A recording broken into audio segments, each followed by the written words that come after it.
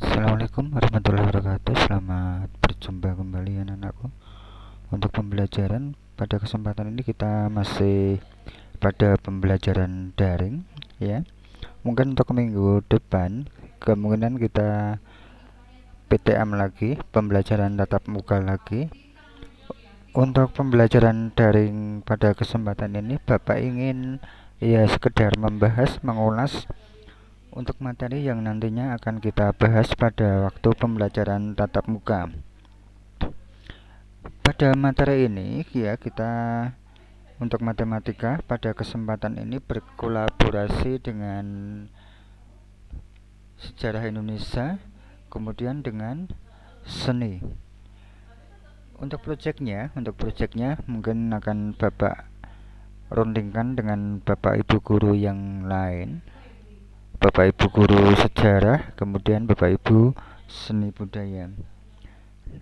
Tapi pada kesempatan ini Bapak ingin mengenalkan dulu materi dari matematika yang mungkin nanti untuk kesempatan berikutnya akan Bapak kolaborasikan dengan sejarah dan seni budaya. Untuk materi yang akan Bapak kolaborasikan yaitu tentang barisan dan deret.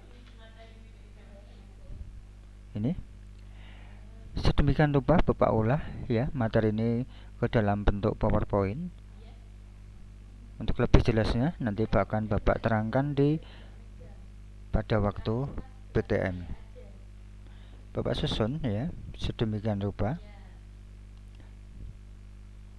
Ini inti dari materi yang akan kita bahas, khususnya yang berkolaborasi My Passion dari matematika, kemudian sejarah Indonesia dan seni budaya.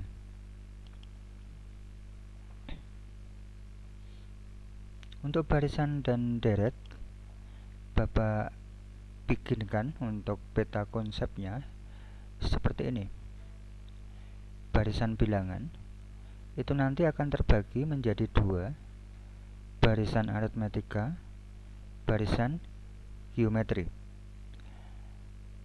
Bapak kira untuk barisan bilangan ini pernah kalian pelajari pada tingkat sekolah menengah pertama.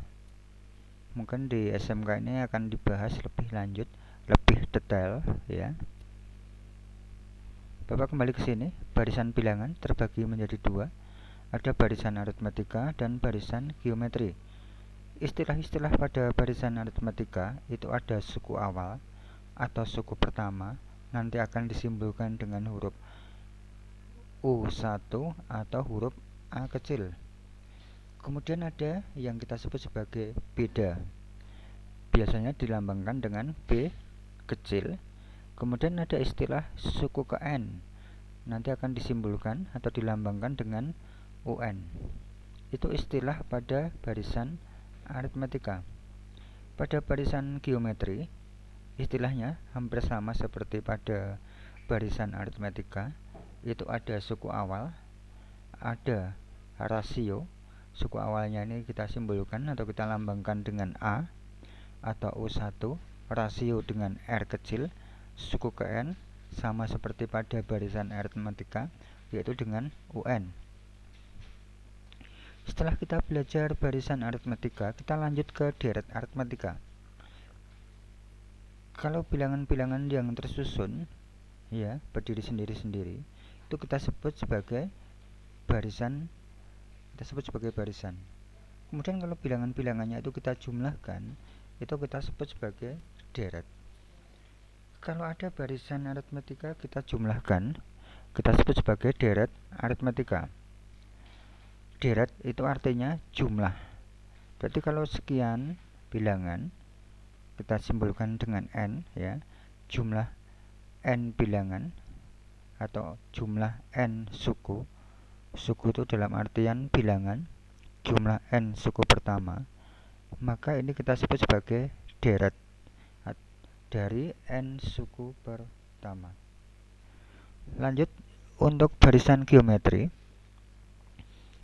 Kalau bilangan-bilangan yang tersusun pada barisan geometri itu kita jumlahkan, maka kita sebut sebagai deret geometri. Atau istilah lainnya adalah jumlah dari n suku atau n bilangan pertama dari barisan geometri. Itu untuk nantinya materi yang akan kita bahas. Bapak bikinkan peta konsepnya seperti ini. Lanjut.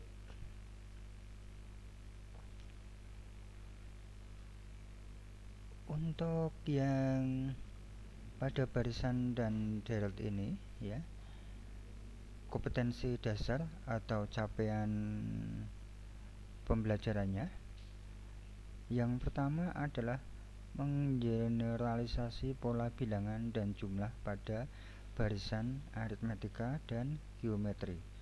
Menggeneralisasi berarti membentuk suku yang ke n atau suku umumnya itu seperti apa. Kalau ada pola bilangan, ada barisan bilangan, kita disuruh membuat rumus untuk suku yang ke n atau bilangan yang ke n itu bentuk rumusnya seperti apa. Itu istilah lainnya adalah menggeneralisasi. Juga kita disuruh nantinya ya, setelah belajar barisan dan deret aritmatika ini, kalian mempunyai kemampuan menjumlahkan pada barisan aritmatika dan geometri dari berapa bilangan. Itu untuk kompetensi yang pertama yang diharapkan setelah kalian belajar barisan dan deret. Kemudian yang 4-6-nya, kalian bisa menggunakan pola barisan aritmatika atau geometri untuk menyajikan dan menyelesaikan masalah kontekstual termasuk pertumbuhan. Di sini adalah pertumbuhan, misalnya pertumbuhan penduduk, kemudian angka kelahiran, kemudian peluruhan. Kemudian yang berhubungan dengan jurusan kalian itu nanti akan digunakan pada barisan aritmatika dan geometri ini pada bunga majemuk dan anuitas. Itu kompetensi yang diharapkan setelah kalian belajar barisan dan deret.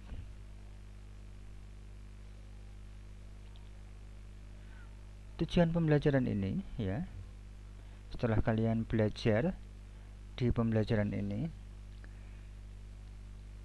diharapkan kalian dapat memahami tentang pola bilangan, barisan dan deret.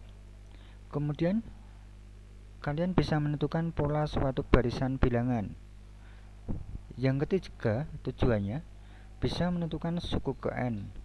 Ini membentuk suatu rumus suku ke n, suatu barisan berdasarkan sifat atau pola yang dimiliki dari barisan itu.